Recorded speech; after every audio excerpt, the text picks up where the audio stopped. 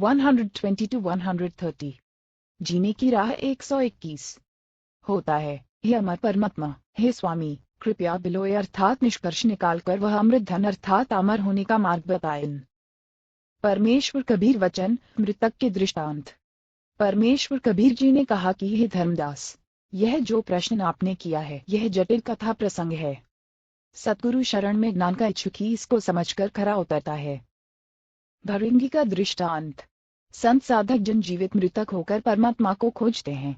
शब्द विचार यानी यथार्थ नाम मंत्रों को समझ विचार करके इस मार्ग के अंत यानी अंतिम छोर तक पहुंचते हैं अर्थात पूर्ण मोक्ष प्राप्त करते हैं। जैसे एक भृंग पंखों वाला नीले रंग का कीड़ा होता है जिसे भंभीरी कहते हैं, जिसको इंजनहरी आदि नामों से जाना जाता है, जो भी भी की आवाज करती रहती है। वह अपना परिवार नर मादा के मिलन वाली विधि से उत्पन्न नहीं करती। वह एक कीड़े विशेष के पास जाती है, उसके पास अपनी भी की आवाज करती है।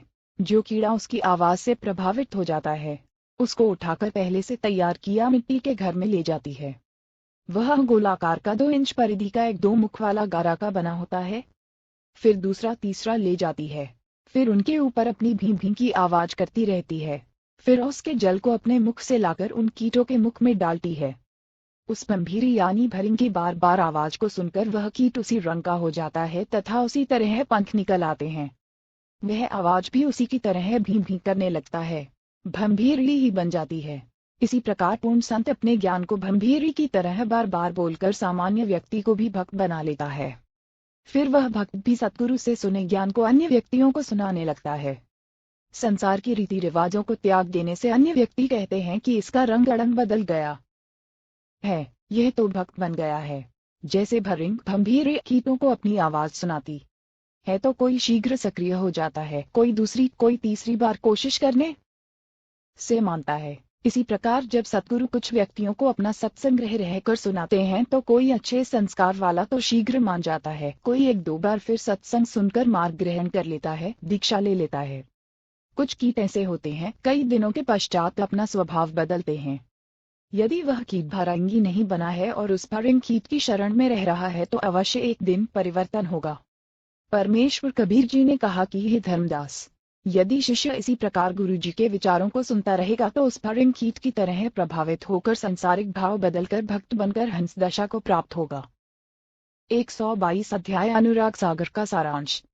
पृष्ठ 7 सेकंड पंक्ति 7 सेकंड 20 तक का भावार्थ। कबीर जी ने कहा कि हे संतो, सुनो, यह मृतक का स्वभाव।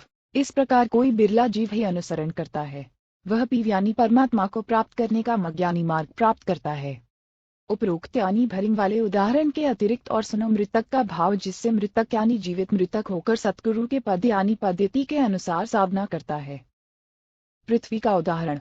जैसे पृथ्वी में सहनशीलता होती है, इसी प्रकार पृथ्वी वाले गुण को जो ग्रहण करेगा वह जीवित मृतक है और वही सफल होता है। पृथ्वी के ऊपर कोई बिष्टा तटी करता है, डालता है, कोई खेती करता है तो चीरफाड़ करता है, कोई धरती पूजन करता है। पृथ्वी गुण अवगुण नहीं देखती, जिसकी जैसी भावना है वह वैसा ही करता है। यह विचार करके धरती विरोध न करके सुखी रहती है। भावार्थ है कि जैसे जमीन सहनशील है वैसे ही भक्त संत का स्वभाव होना चाहिए। चाहे कोई गलत कहे कि यह क्या कर रहे हो यानी अपमान करे, चाहे कोई सम्मान करे, अपने उद्देश्य पर दृढ़ रहकर भक्त सफलता प्राप्त करता है। उख ईख यानी गन्ने का दृष्टांत। जैसे किसान ईख बीजता है, उस समय गन्ने के 1-1 फुट के टुकड़े करके धरती में दबा देता है। ईख गन्ना बनने के पश्चात कोल्हू में पीटा जाता है, फिर रस को कड़ाहे में अग्नि की आंच में उबाला जाता है, तब गुड़ बनता है। यदि अधिक ताप गन्ने के रस को दिया जाता है तो वह खांड बन जाता है जो गुड़ से भी स्वादिष्ट होती है, और अधिक ताप देने से चीनी बन जाती है, और भी अधिक गर्म किया जाता है तो मिश्री बन जाता है, फिर मिश्री से कंठ बन जाता है। परमेश्वर कबीर जी ने कहा है कि हे धर्मदास, इस प्रकार यदि शिष्य भक्ति मार्ग में कठिनाइयां सहन करता है तो उतना ही परमात्मा का प्रिय बहुमूल्य होता चला जाता है। जीने की राह है 123। अनुराग सागर के पृष्ठ 8 तथा 9 का सारांश है कि साधक वही है जो अपनी सर्वेंद्रियों को संयम में रखता है। जैसा मिल जाए उसी में संतोष करे, रूप को देखकर उस पर आकर्षित नहीं होवे, कुरूप को देखकर घृणा न करे, दोनों को दिव्य ज्ञान की नजरों से देखे कि ऊपर का चाम गोरा काला है, शरीर में हाथ मांस सब एक जैसा है तथा जरा सा रोग होने पर गल जाता है, सदांत बदबू मारने लगती है। इस प्रकार विवेक से भक्ति करें। यदि कोई सम्मान करता है, प्यार से बोलता है तो खुशी महसूस न करें। यदि कोई कुबोल कुवचन कहता है तो दुख न माने। उनकी बुद्धि के स्तर को जानकर शांत रहें। यदि कोई अच्छा भोजन खीर खांड हलवा पूरी खिलाता है तो उसी कारण उससे प्रभावित न हो, उसको उसका कर्म का फल मिलेगा। यदि कोई रूखा सूखा भोजन खिलाए तो उसको अधिक भाव से प्रेम से खाना चाहिए। काम वासना मग को महत्व न दे, वही भक्त वास्तव में परमेश्वर प्राप्ति कर सकता है। यदि काम वासना परेशान करे तो उसको भक्ति नाम स्मरण में लगाकर आनंद प्राप्त करें। उसी समय काम वासना मुरझा जाती है। काम वासना का नाश करने का तरीकन। कबीर पर नारी को देखिए बहन बेटी का भाव, क्या कबीर काम नाश का यही सहज उपाय। 124 अध्याय अनुराग सागर का सारांश। मोक्ष प्राप्ति का अन्य भाव अनल अलल पक्षी जैसा भाव। जैसे एक अनल पक्षी अलल पंख आकाश में रहता है। ये पक्षी अब लुप्त हो चुका है। इसके 4 पैर होते थे, आगे वाले छोटे और पीछे वाले बड़े। इसका आकार बहुत बड़ा होता था, लंबे लंबे पंख होते थे। पूरा पक्षी यानी युवा पक्षी 4 हाथियों को एक साथ उठाकर आकाश में अपने परिवार के पास ले जाता था।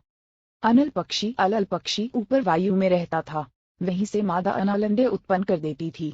वह अंडे उस स्थान पर छोड़ती थी जहाँ केले का वन होता था। केले एक दूसरे में फंसकर गहरा वन बना लेते थे। हाथियों का झुंड समूह यानी सैकड़ों हाथी भी केले के वन में रहते थे, क्योंकि हाथी केले के पेड़ खा जाता है तथा केले के पेड़ों पर ही लेट जाता है, मस्ती करता रहता है। अलल पक्षी का अंडा वायुमंडल से गुजरकर नीचे पृथ्वी तक आने में हवा के घर्षण से पककर बच्चा तैयार हो जाता था। वह अंडा केले के पेड़ों के ऊपर गिरता था। केले के पेड़ों की सघनता के कारण वह अंडा क्षतिग्रस्त नहीं होता था। केवल इतनी गति से केले के पेड़ों को तोड़कर पृथ्वी पर गिरता था कि अंडा फूट जाए। अंडे का आकार बहुत बड़ा होता था।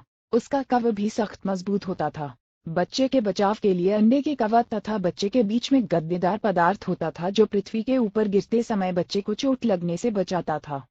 अनल पक्षी का बच्चा पृथ्वी पर अन्य पक्षियों के बच्चों के साथ रहता था, उनसे मिलकर उड़ता था, परंतु उसकी अंतरात्मा यह मानती थी कि यह मेरा घर परिवार नहीं है, मेरा परिवार तो ऊपर है।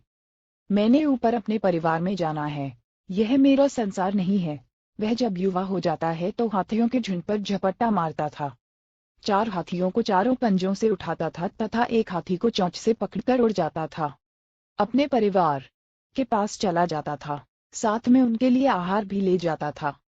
कबीर परमेश्वर जी ने सटीक उदाहरण बताकर भक्त को मार्गदर्शन किया है कि आप इस संसार के स्थायीवासी नहीं हैं। आपको यह छोड़कर जाना है। आपका परिवार ऊपर सत्यलोक में है, आप इस पृथ्वी के ऊपर गिरे हो। तत्वज्ञान प्राप्त भक्त के मन की दशा उस अनल अलल पक्षी के बच्चे जैसी होनी चाहिए। जब तक सतलोक जानने का समय नहीं आता तो सांसारिक व्यक्तियों के साथ मिलकर शिष्टाचार से रहो। चलते समय इनमें कोई लगाव नहीं रहना चाहिए। अपनी नाम स्मरण की कमाई तथा पुण्य धर्म की कमाई साथ लेकर उड़ जाना है। अपने परिवार के पास अपने निज घर सतलोक में जाना है। अनुराग सागर के पृष्ठ 152 का सारांश। इस पृष्ठ पर परमेश्वर ने शरीर के अंदर का गुप्त भेद बताया है। इस मानव शरीर में 72 नाड़ियां हैं। उनमें 3 ईड़ा, पिंगला, सुषुम्ना मुख्य हैं। फिर एक विशेष नाड़ी है ब्रह्मरंध्र। जीने की राह है 125। परमेश्वर कबीर जी ने बताया है कि धर्मदास मन ही ज्योति निरंजन है। इसने जीव को ऐसे नचा रखा है जैसे बाजीगर मरकट बंदर को नचाता है। इस शरीर में 5 तत्व, 25 प्रकृति तथा 3 गुण काल के 3 एजेंट हैं। जीव को धोखे में रखते हैं। इस शरीर में काल निरंजन तथा जीव दोनों की मुख्य भूमिका है। काल निरंजन मन रूप में सब पाप करवाता है, पाप जीव के सिर रख देता है। अनुराग सागर के पृष्ठ 153 का सारांश। काल ने ऐसा धोखा कर रखा है कि जीव परमेश्वर को भूल गया है। मन कैसे पाप पुण्य करवाता है? मन ही काल कराल है, यह जीव को नचाता है। सुंदर स्त्रा को देखकर उससे भोग विलास करने की उमंग मन में उठाता है। स्त्रा भोग कर आनंद मान काल निरंजन ने लिया, पाप जीव के सिर रख दिया। वर्तमान में सरकार ने सख्त कानून बना रखा है। यदि कोई पुरुष किसी स्त्रा से बलात्कार करता है तो उसको 10 वर्ष की सजा होती है। यदि नाबालिग से बलात्कार करता है तो आजीवन कारागार की सजा होती है। आनंद 2 मिनट का मन की प्रेरणा से तथा दुख पहाड़ के समान।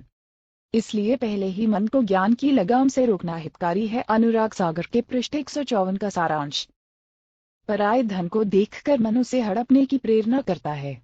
चोरी कर जीव को दंड दिलाता है, पर निंदा पर धन हड़पना यह पाप है। काल इसी तरह जीव को कर्मों के बंधन में फंसाकर रखता है। संत से विरोध तथा गुरुद्रोह यह मन रूप से काल ही करवाता है, जो घोर अपराध है। निरंजन चरित्र काल का जाल। परमेश्वर कबीर जी ने बताया है कि धर्मदास, मैं तेरे को धर्मराय काल का जाल समझाता हूँ। काल निरंजन ने श्री कृष्ण में प्रवेश करके गीता का ज्ञान दिया। उसको कर्मयोग उत्तम बताकर युद्ध करवाया। ज्ञान योग से उसको भ्रमित किया। अर्जुन तो पहले ही नेक भाषा बोल रहा था, जो ज्ञान था। कह रहा था कि युद्ध करके अपने ही कुल के भतीजे, भाई, साले, ससुर, चाचे को मारने से अच्छा तो भीख मांगकर निर्वाह कर लेंगे। मुझे ऐसे राज्य की आवश्यकता नहीं जो पाप से प्राप्त हो। उसको डरा धमका कर युद्ध करवाकर नरक का भागी बना दिया। ज्ञान योग का बहाना कर कर्मयोग पर जोर देकर महापाप करा दिया। अनुराग सागर के पृष्ठ 155 का सारांश। धर्मदास जी ने प्रश्न किया कि हे प्रभु, आपने काल जाल समझाया, अब यह बताने की कृपा करें कि जीव को आपकी प्राप्ति के लिए क्या करना चाहिए। 126 अध्याय अनुराग सागर का सारांश। सतगुरु कबीर जी वचन। भक्त के 16 गुण आभूषण। परमेश्वर कबीर जी ने कहा कि हे धर्मदास, भवसागर यानी काल लोक से निकलने के लिए भक्ति की शक्ति की आवश्यकता होती है। परमात्मा प्राप्ति के लिए जीव में 16 लक्षण अनिवार्य हैं। इनको आत्मा के 16 सिंगार आभूषण कहा जाता है। 1 अण ज्ञान, 2 अण विवेक, 3 अण सत्य, 4 अण संतोष, 5 अण प्रेम भाव, 6 अण धीरज, 7 अण निर्दोषा धोखा रहित, 8 अण दया, 9 अण क्षमा, 10 अण शील, 11 अण निष्कर्मा, 12 अण त्याग, 13 अण बैराग, 14 अण शांति निज धर्म, 15 अण भक्ति कर निज जीव, 12 16 अण मित्रा सम सबको चित्त हारय। भावार्थ, परमात्मा प्राप्ति के लिए भक्त में कुछ लक्षण विशेष होने चाहिए। ये 16 आभूषण अनिवार्य हैं। 1 अण तत्व ज्ञान, 2 अण विवेक, 3 अण सत्य भाषण, 4 अण परमात्मा के दिए में संतोष करे और उसको परमेश्वर की इच्छा जाने, 5 अण प्रेम भाव से भक्ति करे तथा अन्य से भी मृदु भाषा में बात करे, 6 अण धैर्य रखे, सतगुरु ने जो ज्ञान दिया है उसकी सफलता के लिए हौसला रखे, फल की जल्दी न करे, 7 अण किसी के साथ दगा धोखा नहीं करे, 8 अण दया भाव रखे, 9 अण भक्त तथा संत का आभूषण क्षमा भी है, शत्रा को भी क्षमा कर देना चाहिए, 10 अण शील स्वभाव होना चाहिए, भक्ति को निष्काम भाव से करे, सांसारिक लाभ प्राप्ति के उद्देश्य से नहीं करे, 12 अण त्याग की भावना बहुत अनिवार्य है, 13 अण वैराग्य होना चाहिए, संसार को असार तथा अपने जीवन को अस्थायी जानकर परमात्मा के प्रति विशेष लगाव होना मोक्ष में अति आवश्यक है, 14 अण भक्त का विशेष गुण शांति होती है, यह भी अनिवार्य है, 15 अण भक्ति करना यानी भक्ति करके अपने जीव का कल्याण कराए, इन 16 अण प्रत्येक व्यक्ति के साथ मित्रा के समान व्यवहार करना चाहिए। ये उपरोक्त गुण होने के पश्चात सत्य लोक जाया जाएगा। इनके अतिरिक्त गुरु की सेवा, गुरु पद्धति में विश्वास रखे, परमात्मा की भक्ति और संत समागम करना अनिवार्य है। अनुराग सागर के पृष्ठ 156 तथा पृष्ठ 157 का सारांश। इन पृष्ठों पर भी यही ज्ञान है और विषय विकार त्यागना चाहिए, तब भक्ति सफल होगी। अनुराग सागर के पृष्ठ 158.159 का सारांश। परमेश्वर ने बताया है कि उपदेशी को चाहिए कि 15वें दिन कोई धार्मिक अनुष्ठान यानी पाठ कराना चाहिए। यदि 15 दिन में नहीं करा सकता है तो महीने में अवश्य कराए। निर्धन के लिए कहा है कि यदि कोई रंक हो तो वर्ष में 2 बार कराए या वर्ष में 1 बार अवश्य कराए। यदि वर्ष में नहीं कराएगा तो वह भक्त साकट भक्तिभावहीन कहलावेगा। 1 वर्ष में पाठ करावे तो उसके जीव को मोक्ष में धोखा नहीं। जीने की राह है 127। कबीर नाम श्रद्धा से जपे यानी गर्व के साथ कबीर जी का नाम ले, शर्म नहीं करे कि यह भी कोई परमात्मा का नाम है। ऐसे कहने वालों से डरे नहीं, शर्मावे नहीं, और इसके साथ साथ तेरा धर्मदास नाम भी आदर से कहे। भावार्थ है कि आदरणीय धर्मदास के साथ परमात्मा रहे, उनको सत्यलोक लेकर गए, अपना यथार्थ परिचय दिया। धर्मदास जी ने अपने आंखों देखा, कानों परमेश्वर से सुना, आध्यात्मिक ज्ञान, कबीर सागर, कबीर बानी, कबीर बीजक, कबीर शब्दावली को लिखकर मानव समाज पर महान उपकार किया है, इसलिए उनकी महिमा भी करनी चाहिए। भक्त को चाहिए कि भक्ति साधना तथा मर्यादा का पालन अंतिम श्वास तक करे। जैसे शूरवीर युद्ध के मैदान में या तो मार देता है या स्वयं वीरगति को प्राप्त हो जाता है, वह पीछे कदम नहीं हटाता। संत तथा भक्त का रण क्षेत्रा भक्ति मंत्रा जाप तथा मर्यादा है। जो शिष्य गुरु से विमुख हो जाता है नाम खंडित कर देता है तो स्वाभाविक ही वह गुरु में कुछ दोष निकालेगा, जिस कारण से नरक में अग्निकुंड में गिरेगा। यदि गुरु विमुख होकर भक्ति छोड़ देता है तो उसको भी बहुत हानि होती है। उदाहरण जैसे इन्वर्टर को चार्जिंग पर लगा रखा है, वह चार्ज हो रहा है।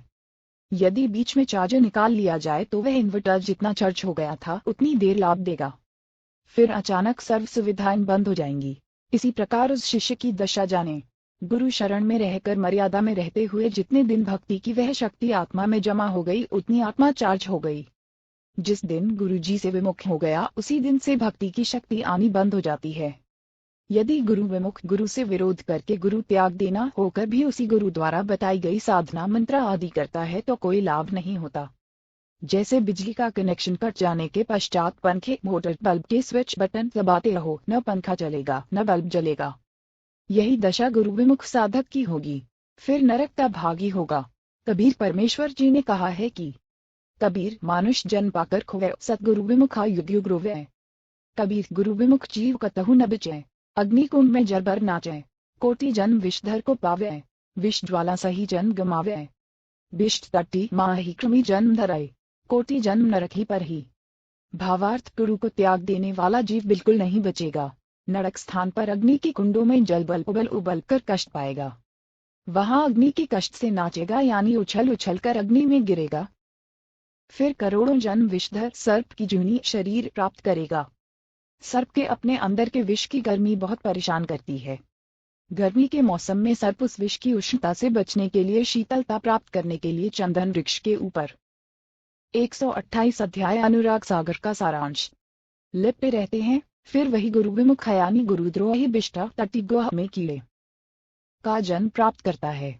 इस प्रकार गुरु से दूर गया प्राणी महाकष्ट उठाता है। यदि गुरु नकली है तो उसको त्याग कर पूर्ण गुरु की शरण में चले जाने से कोई पाप नहीं लगता। कबीर गुरु दयाल तो पुरुष दयाल, जेहि गुरु व्रत छुए नहीं काल। भावार्थ हे धर्मदास, यदि गुरु शिष्य के प्रति दयाल है यानी गुरु की दिल में शिष्य की अच्छी छवि है, मर्यादा में रहता है, तो परमात्मा भी उस भक्त के ऊपर प्रसन्न है। अन्यथा उपरोक्त कष्ट शिष्य को भोगने पड़ेंगे। पृष्ठ 160 का सारांश। इस पृष्ठ पर कुछ गुरु महिमा है तथा कोयल की चाणक्य नीति का ज्ञान है। काल का जीव सतगुरु ज्ञान नहीं मानता। कोयल काग का उदाहरण, कोयल पक्षी कभी अपना भिन्न घोंसला बनाकर अंडे बच्चे पैदा नहीं करती। कारण यह कि कोयल के अंडों को कौवा वो खा जाता है। इसलिए कोयल को ऐसी नीति याद आई कि जिससे उसके अंडों को हानि न हो सके। कोयल जब अंडे उत्पन्न करती है तो वह ध्यान रखती है कि कहाँ पर कौवी तमून शंभू ने अपने घोंसले में अंडे उत्पन्न कर रखे हैं। जिस समय कौवी पक्षी भोजन के लिए दूर चली जाती है तो पीछे से कोयल उस कौवी के घोंसले में अंडे पैदा कर देती है और दूर वृक्ष पर बैठ जाती है या आसपास रहेगी। जिस समय कौवी घोंसले में आती है तो वह 2 के स्थान पर 4 अंडे देखती है। वह नहीं पहचान पाती कि तेरे अंडे कौन से हैं, अन्य के कौन से हैं। इसलिए वह चारों अंडों को पोषण करके बच्चे निकाल देती है। कोयल भी आसपास रहती है। अब कोयल भी अपने बच्चों को नहीं पहचानती है क्योंकि सब बच्चों का एक जैसा रंग काला रंग होता है। जिस समय बच्चे उड़ने लगते हैं तब कोयल निकट के अन्य वृक्ष पर बैठकर कुहू कुहू की आवाज लगाती है। कोयल की बोली कोयल के बच्चों को प्रभावित करती है। कौवे वाले मस्त रहते हैं। कोयल की आवाज सुनकर कोयल के बच्चे उड़कर कोयल की ओर चल पड़ते हैं। कोयल कुहू कुहू करती हुई दूर निकल जाती है। साथ ही कोयल के बच्चे भी आवाज से प्रभावित हुए कोयल के पीछे पीछे दूर चले जाते हैं। कौवी विचार करती है कि ये तो गए सो गए, जो घोंसले में हैं उनको संभालती हूँ कि कहीं कोई पक्षी हानि न कर दे। यह विचार करके कौवी लौट आती है। इस प्रकार कोयल के बच्चे अपने कुल परिवार में मिल जाते हैं। परमेश्वर कबीर जी ने धर्मदास को समझाया है कि हे धर्मदास, तेरा पुत्र नारायण दास का ज्ञानी काल का बच्चा है। उसके ऊपर मेरे प्रवचनों का प्रभाव नहीं पड़ा। आप दयाल करुणामय सत्पुरुष के अंश हो। आपके ऊपर मेरी प्रत्येक वाणी का प्रभाव हुआ और आप खींचे चले आए। काल के अंश नारायण दास पर जीने की राह है 129। कोई असर नहीं हुआ। यही कहानी प्रत्येक परिवार में घटित होती है। जो इनकुरी हंस यानी पूर्व जन्म के भक्ति संकरी जो किसी जन्म में सतगुरु कबीर जी के सत्य कबीर पंथ में दीक्षित हुए थे परंतु मुक्त नहीं हो सके, वे किसी परिवार में जन्मे हैं। सतगुरु की कबीर जी की वाणी सुनते ही तड़फ जाते हैं। आकर्षित होकर दीक्षा प्राप्त करके शिष्य बनकर अपना कल्याण कराते हैं। उसी परिवार में कुछ ऐसे भी होते हैं जो बिल्कुल नहीं मानते। अन्य जो दीक्षित सदस्य हैं उनका भी विरोध तथा मजाक करते हैं। वे काल के अंश हैं। वे भी नारायण दास की तरह काल के दूतों द्वारा प्रचलित साधना ही करते हैं। पृष्ठ 161 अनुराग सागर का सारांश। कबीर परमात्मा ने कहा कि हे धर्मदास, जिस प्रकार शूरवीर तथा कोयल के सुत बच्चे चलने के पश्चात पीछे नहीं मुड़ते, इस प्रकार यदि कोई मेरी शरण में इस प्रकार धाय दौड़कर सब बाधाओं को तोड़कर परिवार मोह छोड़कर मिलता है तो उसकी 101 पीढ़ियों को पार कर दूंगा। कबीर भक्त बीच हुए जो हंसा, तारू तास के एकोतर बंशा। कबीर कोयल सुत जैसे शूरा हुई, यही विधि दाय मिले मोहे कोई, निज घर की सुरती करे जो हंसा, तारो तास के एकोतर बंशा। हंस भक्त लक्षण। काग जैसी गंदी वृत्ति को त्याग देता है तो वह हंस यानी भक्त बनता है। काग कौवा निज स्वार्थ पूर्ति के लिए दूसरों का अहित करता है।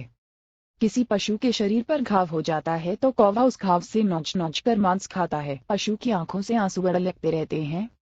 कौए की बोली भी अप्रिय होती है। हंस को चाहिए कि अपनी कौए वाला स्वभाव त्यागे, निज स्वार्थवश किसी को कष्ट न देवे, कोयल की तरह मृदु भाषा बोले। ये लक्षण भक्त के होते हैं। नानी यानी सत्संगी के लक्षण। सतगुरु का ज्ञान तथा दीक्षा प्राप्त करके यदि शिष्य जगत भाव में चलता है वह मूर्ख है। वह भक्ति लाभ से वंचित रह जाता है। वह भक्ति में आगे नहीं बढ़ पाते। वे सार शब्द प्राप्ति योग्य नहीं बन पाते। यदि अंधे व्यक्ति का पैर बिष्टे टट्टी या गोबर पर रखा जाता है तो उसका कोई मजाक नहीं करता, कोई उसकी हंसी नहीं करता। यदि आंखों वाला कठोर गलत स्थान पर जाता है पर नारी गमाव, चोरी करना, मर्यादा तोड़ना और जित वस्तु तथा साधना का प्रयोग करना कठोर कहा है तो निंदा का पात्र होता है। अनुराग सागर के पृष्ठ 162 तथा 163 का सारांश। 130 अध्याय अनुराग सागर का सारांश। भक्त परमार्थी होना चाहिए। जैसे गाय स्वयं तो जंगल में खेतों में घास खाकर आती है, स्वयं जल पीती है, मानव को अमृत दूध पिलाती है, उसके दूध से घी बनता है। गाय सत्यानी गाय का बिच्छा हल में जोता जाता है, इंसान का पोषण करता है।